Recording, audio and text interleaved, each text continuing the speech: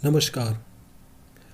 आज हम बात करने वाले हैं एक ऐसे देश जिसने महाशक्ति को अपने घुटने पर लाद दिया। वह देश है वियतनाम। दक्षिण पूर्व एशिया का एक ऐसा देश जिस पर फ्रांस का आधिपत्य था।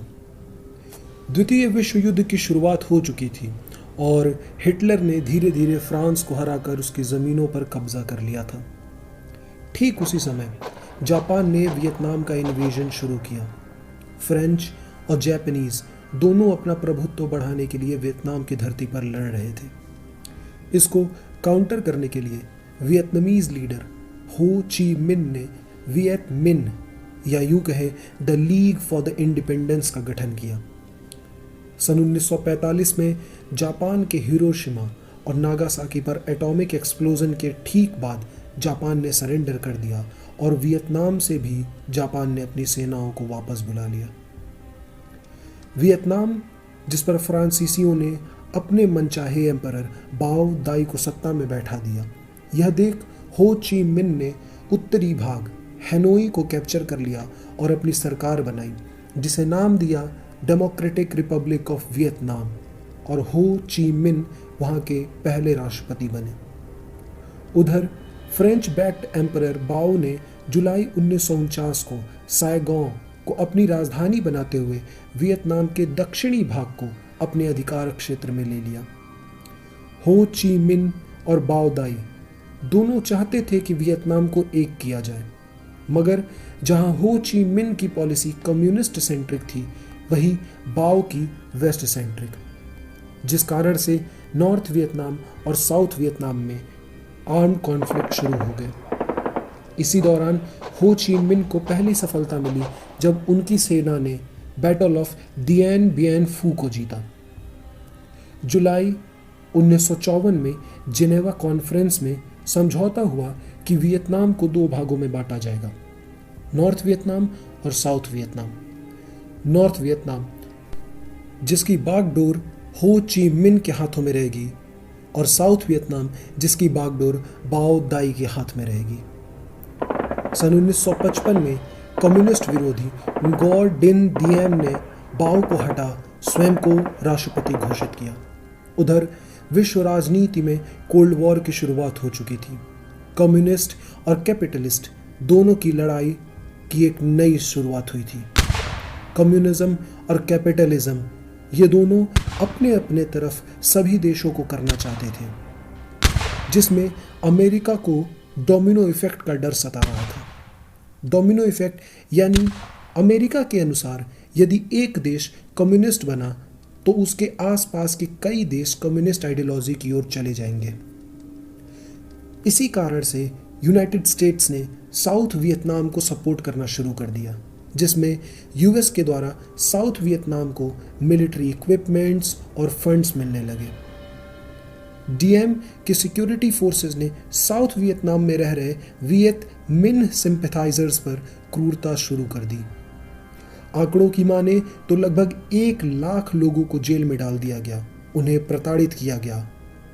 उधर 1960 में डीएम के अपोनेंट्स, चाहे वो कम्युनिस्ट हो या वेस्ट सपोर्टर, उन्होंने नॉर्थ की मदद से एनएलएफ यानी नेशनल लिबरेशन फ्रंट बनाया।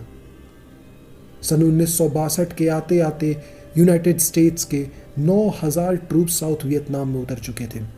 इधर डीएम के जनरल्स ने कू कर दिया और डीएम और उसके भाई ngor दिन की हत्या कर दी। वहीं अमेरिका में कुछ ही हफ्तों बाद प्रेसिडेंट जॉन एफ कैनेडी की भी हत्या कर दी गई। अब सत्ता की बागडोर लिंडन बी जॉनसन के हाथों में आ चुकी थी। उन्होंने दक्षिणी वियतनाम की फंडिंग और बढ़ा दी। तारीख अगस्त 2 सन 1964।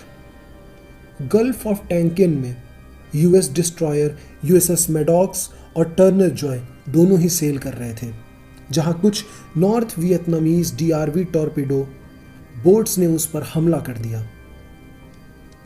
यूएसएस टर्नर जॉय को इसकी सूचना भेजी गई। अगस्त 4 जब यूएसएस टर्नर जॉय वहां पहुंचा तो उस पर भी डीआरवी टॉर्पीडो बोट ने हमला कर दिया। इससे बौखलाकर अमेरिकी सरकार ने कांग्रेस में प्रपोजल भेजा, जहां 7 अगस्त सन 1964 को कांग्रेस ने सर्वसम्मति से गल्फ ऑफ टैंकिन रिजोल्यूशन को पास किया, जिसके अंतर्गत अमेरिकी प्रेसिडेंट अब युद्ध क्षेत्र में कोई भी निर्णय ले सकते हैं। जिसका डर था वही हुआ। लिंडन बी जॉनसन ने ऑपरेशन रोलिंग थंडर की अनुमति दे दी। ऑपरेशन रोलिंग थंडर के शुरू होते ही अमेरिकी विमान वियतनाम के ऊपर मौत की तरह मंडराने लगे। एक आंकड़े के अनुसार अमेरिकी विमानों ने वियतनाम पर केवल 4.6 मिलियन टन से भी ज़्यादा बम गिराए, जिसमें हजारों वियतनामीज की जान गई। मार्च सन 1965 में लिंडन बी जॉनसन ने 83,000 ट्रूप्स और सन 1965 के अंत में 1,75,000 अमेरिकी ट्रूप्स क्रमशः युद्ध में उतारे गए। सन 1966 में जनरल विलियम वेस्टमोरलैंड ने साउथ वियतनाम के कई रीजन्स को फ्री फायर जोन घोषित कर दिया। फ्री फायर जोन यानी जहां बिना किसी हेडक्वार्टर के आदेश के वहां फायर या बॉम्बिंग की जा सकती हो। फ्री फायर जोन से सारे सिविलियंस हटा लिए गए। अब अमेरिकी विमान B-52 ने बमबारी शुरू कर दी। अब आया तारीख 31 जनवरी 1968 का। यूं तो इस तारीख को लूनार न्यू ईयर कहा जाता है, मगर उसी दिन नॉर्थ वियतनामीज ने एक प्लान बनाया और 31 जनवरी 1968 की रात 70,000 DRV फोर्सेस ने जनरल वो ग्वेन के आदेश पर यूएस कंट्रोल्ड शॉ शहरों पर सरप्राइज अटैक कर दिया। यह सरप्राइज अटैक इतना घातक था कि यूएस मिलिट्री संभल नहीं पाई, और जब तक वह संभलती तब तक बहुत देर हो चुकी थी। हार को करीब देख वेस्टमोरलैंड ने 2 लाख ट्रूप्स और डिप्लॉय करने की मांग की। उधर यूनाइटेड स्टेट्स में एंटी वॉर प्रोटेस्ट शुरू हो चुके थे। 1968 का चुनाव नजदीक आ चुका था। लिंडन ने वादा किया कि वह वियतनाम से पीस टॉक शुरू करेंगे और बॉम्बिंग रोक दी। मई आते आते तक लिंडन बी जॉनसन ने नॉर्थ वियतनामी से पेरिस में पहली मीटिंग कर भी ली। 1968 का इलेक्शन हुआ। रिचर्ड निक्सन प्रेसिडेंट बन गए। निक्सन ने राष्ट्रपति बनते ही एक प्रोग्राम अनाउंस किया जिसे नाम दिया वियतनामाइजेशन, जिसके अनुसार यूनाइटेड स्टेट्स अपने ट्रूप्स विड्रॉ करेगा, मगर वह एरियल और आर्टिलरी अटैक और तेज करेगा। इधर बैक चैनल से पीस टॉक्स चल रही थी, मगर नॉर्थ वियतनामीज का मानना था कि यूएस को उनकी धरती छोड़कर चले जाना चाहिए, जिसकी वजह से पीस टॉक्स स्थगित हो गई। मेलाई क्वांग गाई प्रोविंस में बसा एक छोटा सा गांव था जहां कम्युनिस्ट का प्रभाव था। मार्च 16, 1968 को मेलाई में यूएस आर्मी ने क्रैकडाउन शुरू किया और वहां के सिविलियंस, जिनमें बच्चे, बूढ़े, औरतें, उन सब पर जमकर कहर बरपाया। आंकड़ों की माने तो 504 लोगों की मृत्यु हुई, जिनमें से 182 औरतें, 17 गर्भवती महिलाएं, 173 बच्चे और 56 इन्फेंट्स शामिल थे। इसकी भनक अमेरिकी मीडिया के थ्रू अमेरिका में आग की तरह फैल गई।